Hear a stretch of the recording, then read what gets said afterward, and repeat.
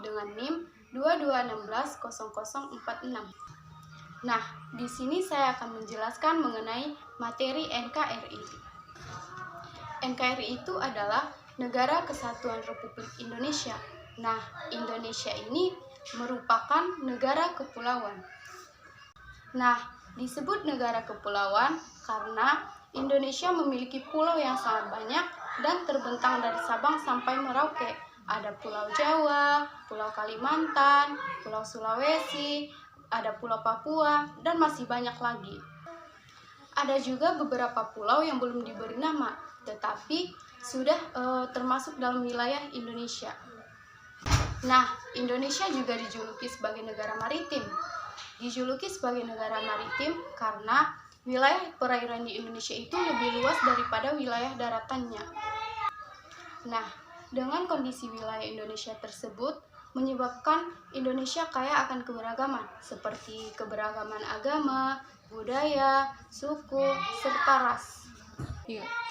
Nah, seperti yang kita ketahui bahwa di Indonesia ada 6 agama yang telah diakui secara sah, yaitu ada agama Islam, Kristen, Hindu, Buddha, dan Konghucu.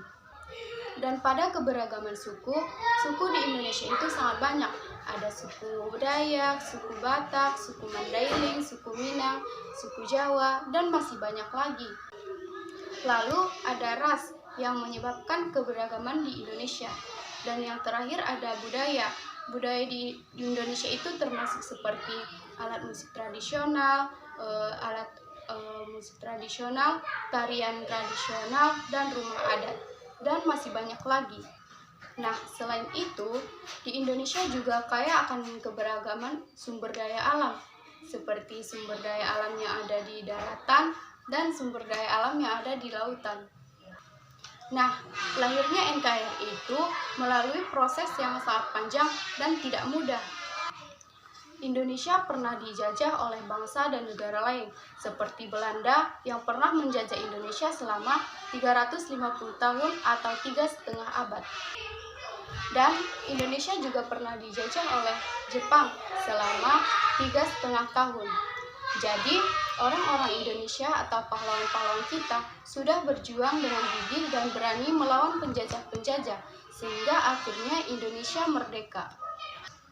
Nah, pada tanggal 17 Agustus 1945, tepat pada hari kemerdekaan Indonesia, Insinyur Soekarno atau Presiden pertama Indonesia telah membacakan teks proklamasi.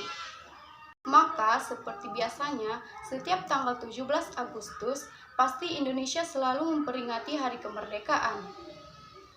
Nah, pada saat pembacaan teks proklamasi tersebut, ada beberapa anggota PPKI, pemuda, serta masyarakat yang menyaksikan secara langsung pembacaan teks proklamasi tersebut. Nah, pembacaan teks proklamasi kemerdekaan Indonesia itu sekaligus merupakan pertama kalinya merah putih dikibarkan. Hal itu menjadi peristiwa yang sangat penting bagi kemerdekaan Republik Indonesia.